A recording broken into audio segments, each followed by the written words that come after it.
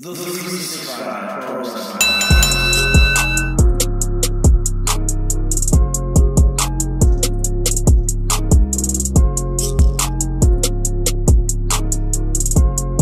365 Nation, Eddie Osborne here with you for the 365 Pro Wrestling Podcast, and my guest, none other than EZE, Eric Cairnie. How you doing, man? Good, man. What's up? Not much. Do you like when I do that intro? Because it's not how I talk to people at all. No, I would thought it was weird, but hey. I was waiting for you to call me out on it. I was thinking it's coming. It's going to be like, so that's how you answer the phone too, right? No, I just, I was letting it go because this is your thing. So, but yeah, it was weird. I don't really want it to be my thing. I want someone else to do it, but no one wants to do it. So here we are, 365 Pro Wrestling Podcast. We're on Spotify, iTunes, Google Play, Google Music, YouTube. And my first question for you is, because we're in this quarantine gimmick, if there's three wrestlers you had to be trapped with, who would they be? Oh, my goodness. Okay. I mean, you could think old school guys, you can think current guys. I think the current guys are funner for the fans, but when I was talking with Jordy, I went with Macho, Hogan, and Elizabeth just to see what would happen. Oh, man, so you're bringing all the wrestling into this. I was thinking like Ontario, but okay. I like Ontario. We can do Ontario. I think that'd be fun for the fans. Oh, man, okay, so it's got to be someone who's not going to annoy the shit out of me. Am I allowed to swear? Too late, I did it. Yeah, we got the E on this one. This is explicit. Okay, cool. Man, okay, I probably Jesse Beaver, just because that would be fun. That's one. Oh, man. Tough time already. Yeah, this is because I feel like I would just get annoyed with a lot of people. Wow. Man. Oh, okay. Probably Lenny, because he might have a supply of some things. Lenny Lilac, Jesse Bieber, and I go with you. I go with EO. Oh man, that'd be something. I don't know though, because this man came to my hometown of Campbell River, BC. He was doing a work gimmick. They came down Island to spend some time. He wanted to wrestle. We had nothing going on. And I almost got banned from the bar I go to, the only bar in town, after one day with this guy. So, and then night two, I thought he was going to get us kicked out of the hotel. And yeah, we still had night three, ladies and gentlemen. Yeah, it's something else. But man, there'd be a lot of alcohol. There'd be a lot of marijuana on Jesse's side. There'd be some other prescription, drugs from Lenny Lilac. It'd be fun. I would contribute the laughs. There you go. Three of us would come out dead for sure. Yeah. And the other guy, I don't know, it'd probably be Mike. Man, so what makes you really angry in pro wrestling? And you can only pick one thing. Not a lot of stuff really anymore, because I have a lot more fun with pro wrestling now than I used to. But little things still kind of anger me, like seeing people not do the small stuff that really gets the crowd into it and stuff like that. But yeah, I have a lot of fun. Man, I wear a dress in one promotion. I have fun with pro wrestling now. And then what makes you laugh the most with pro wrestling now? Like, have fun with it. I think I just stopped taking myself as seriously as I used to. I don't take myself as seriously.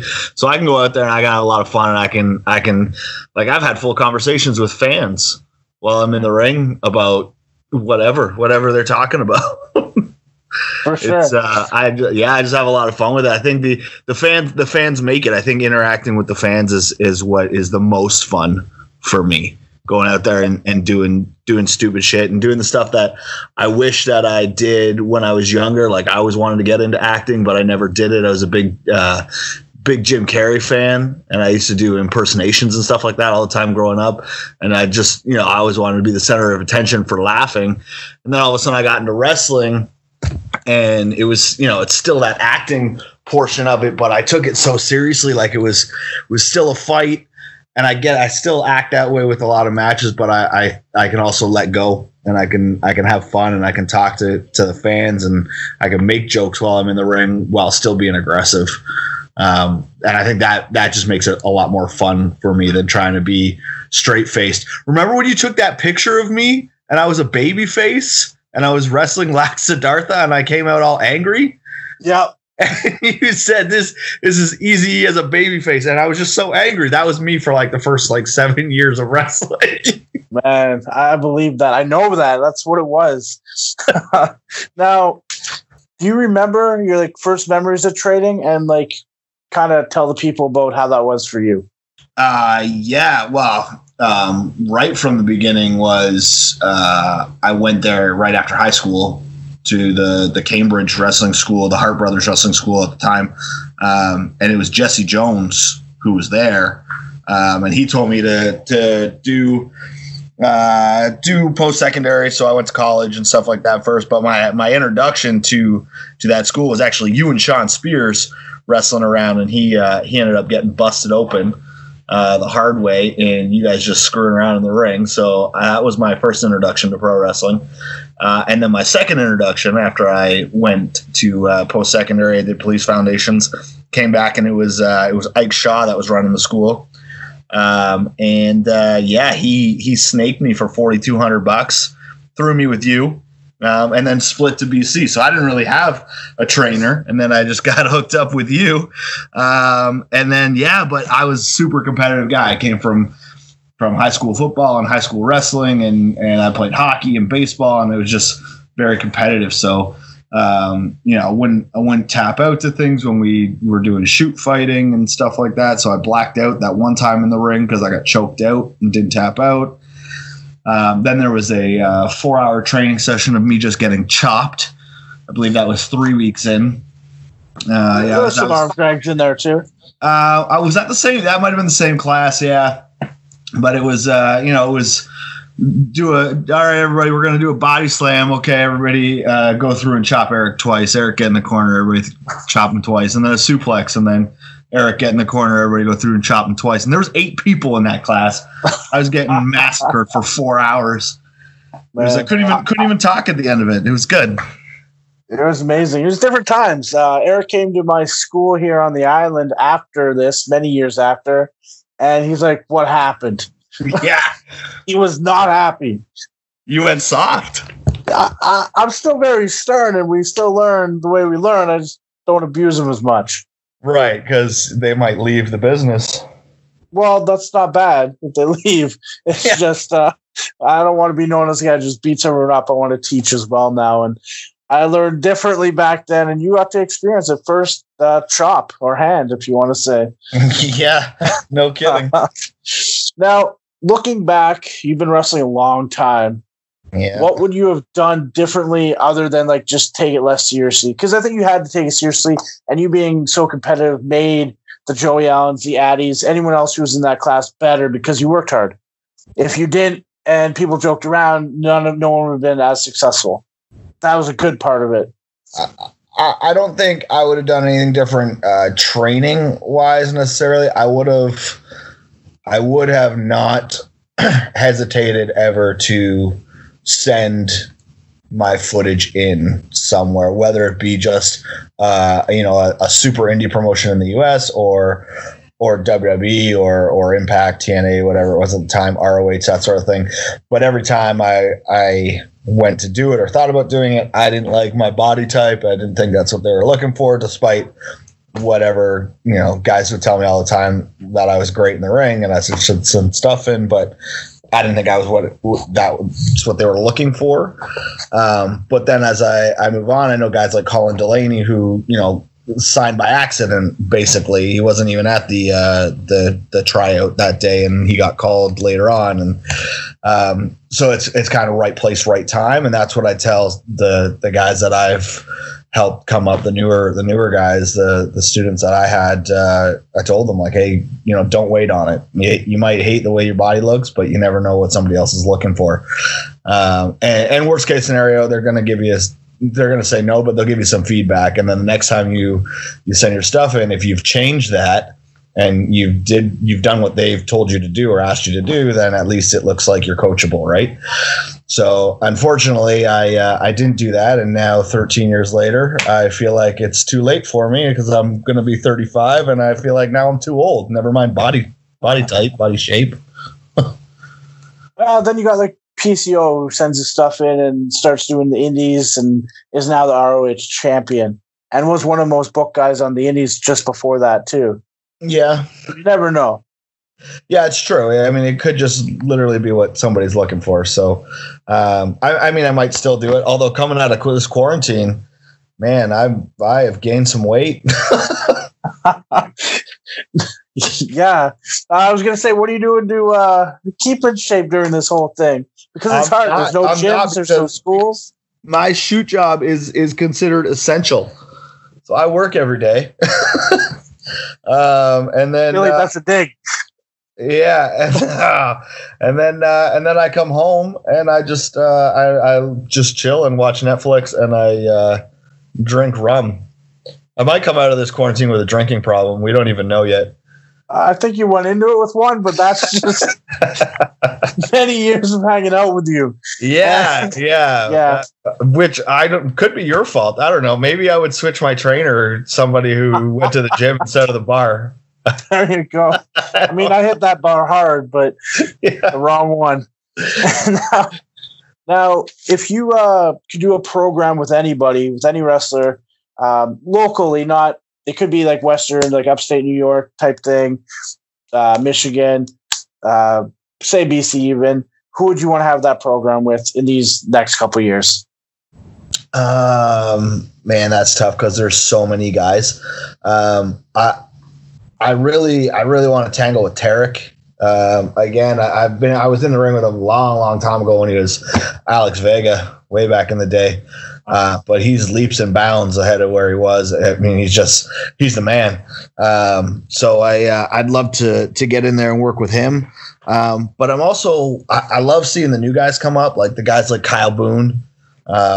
I would love to get in there and work with him and see how he is in the ring and that sort of thing. But there's so many guys. That's a tough one. But as far as guys that I've never really done programs with, like I've wrestled Josh and Josh Alexander and guys like that. But Tarek would be one. Kyle Boone would be one. Brent Banks would be one. I've been kind of working with BMD a little bit over the last year in different areas, but those would be kind of the guys right now, I think. Because I've done a year-long program with Justin Sane back in the day, and I mean that was tons of fun, and I'd do it again. But I'd like to get in there with guys I haven't been in the ring with before. For sure. I mean, you've wrestled a lot of guys a lot of times, so these new guys are not new guys. BMD is newer. Kyle Boone's real new, and Tarek's been around for a while now. It'd be great to see those matchups. Thinking back in your career, is there anyone who you really clicked with and really enjoyed wrestling? Yeah, I really enjoyed my matches with Josh Alexander. There was a couple there that they weren't the greatest, and neither one of us were really up to the level that we should have been in those matches. And I mean, one of them was, I came back right from my neck injury and he was my first match and my cardio was not at a Josh Alexander level. So that should not have been my first match back, but I didn't want to give up the opportunity to wrestle him. So, but yeah, there's a few matches that weren't the greatest with us, but for the most part, the majority of my matches and the programs that I've done with Josh, I love. Man, I couple programs with Michael Elgin that I worked with, and that was a lot of fun as well. Really just clicking with people. Ryan Swift, I think, would probably be the biggest one, where whether it be one-on-one or when we were teaming together, we just knew what the chemistry we had in the ring was fantastic. We knew exactly where the other guy was going to be. There was no thinking too long about it. There was no questioning it. We just went, we did it, and it worked so well, both as tag team and one-on-one. And I don't think it's ever changed. I think if you put Ryan Swift and I in the ring now, it's going to be the same thing. And I don't think we've wrestled each other in probably 3 or 4 years. Everyone knows you do a ton of stuff for 365 PWA, especially when I'm not there. You do a lot more, but you don't get to really pick who comes in at all. If there's like 3 guys you could have in, say, your own promotion or just in a promotion, who do you think those 3 guys should be? Tarek would be one of them. I think Rex Atkins is really underrated for the stuff that he can do in the ring. I think he just needs more eyes on him. So yeah, Tarek, Rex, Mark Wheeler, BMD. Did you tell me to name 3? Because I named no. But hey man, how many people you'd want to have in your thing, or yeah, like those would be some of the big names like Mark Wheeler, BMD, Tarek, Rex. Josh is already with 365 and previously PWA, but those would be some of the names in Ontario that I think have, they've either unreal in the ring, can do so many amazing things, or they've hooked the crowd in some way at some point in Ontario, just to the point of that the emotional response that these guys are getting from the crowd, whether they're liked or hated. It's amazing. These guys are like, I think, total packages. Guys like Mark Wheeler, who can do so much in the ring, looks great, and can get that emotional response from the crowd. It's amazing, and you don't see that a lot. You watch a lot of indies, and these guys aren't even playing to the crowd. They're not getting that fan involvement. They're just worried about the moves, and guys like Wheeler don't do that. He hits his moves, but he's also getting the fans into it, which is amazing. I think all 4 of those guys are main event guys, right? Like you said, they create that emotion, and that's what wrestling's all about. And what is the feud you think created the most emotion in your last however many years, 17 years? Probably either myself and Jeff Black, or Joey Allen, or Josh Alexander. All PWA matches, but those, some of them, maybe for the wrong reasons. The crowd ended up turning on me when it was Jeff Black, and he ended up being the big baby face and ended up coming out victorious with the championship. But the crowd was into it the whole time. They wanted to see it, whether or not they turn on me or not. They were still invested. Same with Joey Allen. For a year straight, they wanted me to win the belt. We had them. They were invested in it, and then Joey just kept getting the best of me, Golden Boy and all. Golden Boy and all. Oh man. And Josh and I in PWA, man, people were invested in that wholeheartedly, and they really, really wanted to see him take the belt off me. And when he finally did it, the explosion, the fan reaction was exactly what we were looking for. It was fantastic. Being said that you do all that stuff for PWA and 365, what were your thoughts when the name was switched and PWA was in the dirt kind of, and 365 was coming out of it? I didn't think it was necessary. PWA was built up so much through that Kitchener, Cambridge, Guelph, Tri-City area there. And what was it? How many years was it? 13, 14 years? It'd be 15 if we made it to July this year. So 14 years. And I never wrestled when you guys were doing the French club. So that was probably 2 years in.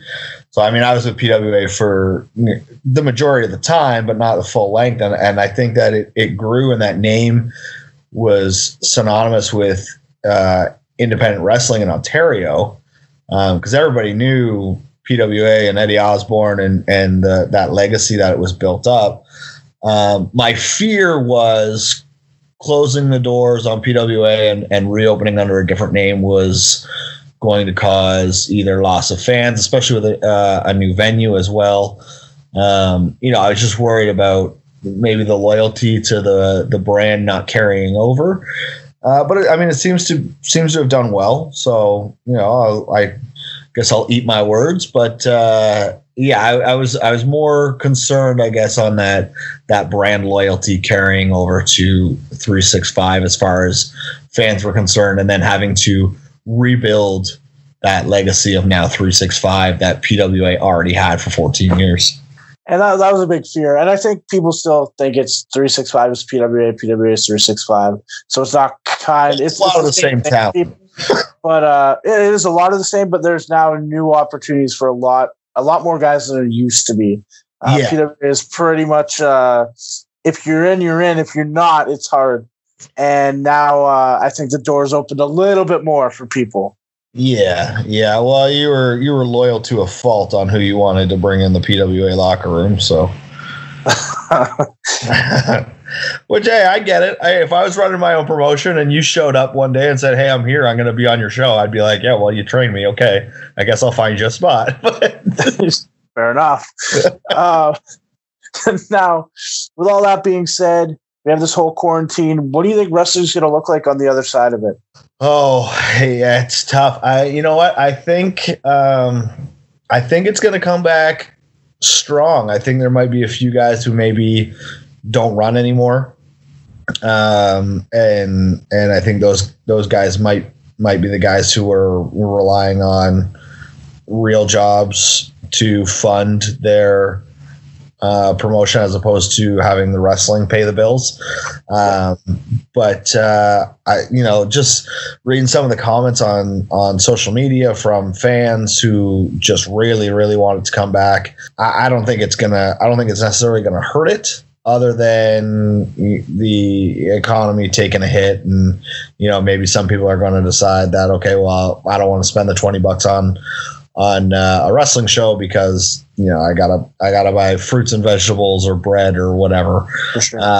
And I think that's going to be where the big issue is, because the economy is going to take a hit after coming out of this. But I think wrestlers and promotions, and I think the majority of the fans are gonna come back strong because people want it. People want to see the wrestling again. I know WWE is still running, but it's just not the same in that empty arena, right? I think you want that live interaction. The fans want it, I think we're going to come back strong. Maybe not as strong as we were when we went into this, but I think wrestling's going to thrive still when all this is said and done. For sure, I agree with you there. I think wrestling's always going to do good. It's something to get away from the real world, and it's always been there. It changes a little bit in how it's presented, but now we have all these platforms to show our stuff on. We have the YouTube, the Twitches, the independent wrestling TV. There's all kinds of big things out there now. So people can be stars when they might not have been before, just by getting their stuff out there. Yeah, I think everybody's going to come back as a babyface, though, because the fans want it so badly. It's like every entrance, the fan will be a babyface. Do you think there's many heels left, though? Well, fans there are. Love everybody. Like there's some heels and there's some boos, but the crowd's changed where they respect everyone who wrestles hard. In my head, yeah. Like I still have good guys and bad guys on my shows. That's how I book, but I know that there's going to be a lot of love for both guys. Yeah. Oh, absolutely. I just think you're going to get that babyface reaction to both guys until someone comes out and starts jaw jacking somebody, a little kid or an old person or something, and really get that fan heat. But yeah, I think that they're gonna want that first wrestling match so much that it's gonna be face pops when they come out in their entrance. They're gonna want to see that first match of the first show of the end of this quarantine. I get messages from fans still on the 365 stuff saying, like, we can't wait for it to come back. So awesome. I'm excited because it's my livelihood, but also just to it's a big part of life for me is that wrestling crowd. Have you thought about life after wrestling? And like, what would you want to do if you never got into wrestling? Had I never got into wrestling, probably would have got into acting. I'm sure it would have been the same boat, and I would have just been doing little independent stuff and never really got a big break. But Damn. that's just the nature of the entertainment business, I think. But I mean, it would be fun. I did that Dark Side of the Ring and for Vice there for the Chris Benoit story, and it was only a couple scenes, but it was a lot of fun shooting that. And I think I would enjoy that's still staying in that entertainment side of things. If I didn't get into wrestling, and I mean, if I didn't, I'd probably just have more weekends free. Now, if you wrote a book, what would the title be? Oh, see, this is why you got to send me questions earlier. I don't know. I didn't say that. I didn't even have this question earlier. If I wrote a book, what would the title be? Oh, man, this is like an autobiography on myself here. Of course, yeah. Oh my god! I'd love to read Joey Allen's book. Oh my! The amount of stories would be unbelievable. And people never hear about these stories. Al's kind of like the closet funny guy. So yeah, only on the internet though. Yeah. Al's story would be good. I'm funny on the internet. Oh man, I don't know why. Do you have a book name in mind for me? No, EZE does it, and then EZE does it. Yeah. We'll just rip off all that NWA. Yeah, maybe, Jesus. maybe an outline of you and some stuff around wrestling ring. I don't know. The rise and fall of EZE. I'm not in that book. the fall was Eddie Osborne and Lenny Lilac. Now, in wrestling, how do you want to be remembered? What would, like, if you could? Oh, you've seen like a lot of guys from PWA. They're done now and all that, and they want to be remembered a certain way. How do you want to be remembered? Just that I entertained. Nice. Obviously, I wish the career went further, and I wish that I was, standing on the biggest stage of them all with the belt, and that's how I was remembered. But if you cut it off right now today, and I say, hey, after this quarantine, I'm not coming back, I would, number one, want to be remembered. And not just fade away, but just that I entertained, that I was able to go out there and, for however long my time limit was on the match, 8, 10, 12, 15, 20, 25, 30 minutes, that I was able to suspend people's disbelief and take them out of reality and whatever their problems were that were going on in their life or in the world that was ever happening. For my time in the ring, they were invested and entertained. I suspended their disbelief. Perfect. Now, when you come back to the wrestling, when this is all over, is there someone you'd like to work? And what do you want to do in that match? Is it just, do you want to blow your load? Do you want to just have a great match? Is it the same thing? Is there a certain guy you want to wrestle? Do you look at wrestling as, I get to do this, but I don't always get to do this. It can be taken away at any time. Yes and no. I mean, I'm always going to go out there, and I want to go hard. I guess to answer your question from before, when you said what makes you angry in wrestling, I think there's still guys that phone it in, and I don't like that. I mean, I do a ton of stuff in my life between working a shoot job and volunteering a crazy amount of hours to different aspects of communities and programs, outreach programs and stuff like that. There's times I show up to a show and I am exhausted. And it'd be nice to just have that Saturday off. But I know that there's however many people, 100, 200, 300 people that paid for tickets to come see this show. I don't like when guys just say, I don't really want to do anything, or they're not interested in doing certain things. I would go out there and wrestle the same style I wrestle in front of 5 people or in front of 1,000 people or so on and so forth. That kind of makes me angry, to answer that question from before. As far as guys that I would want to get in there with when this is all over and wrestling's back, some of those names I mentioned earlier, like the Mark Wheelers, the Tarek's, the Kyle Boones, those guys. I think we could do a lot of cool stuff. And I'd want to go hard with all those guys. Those guys can go. I want to be able to go.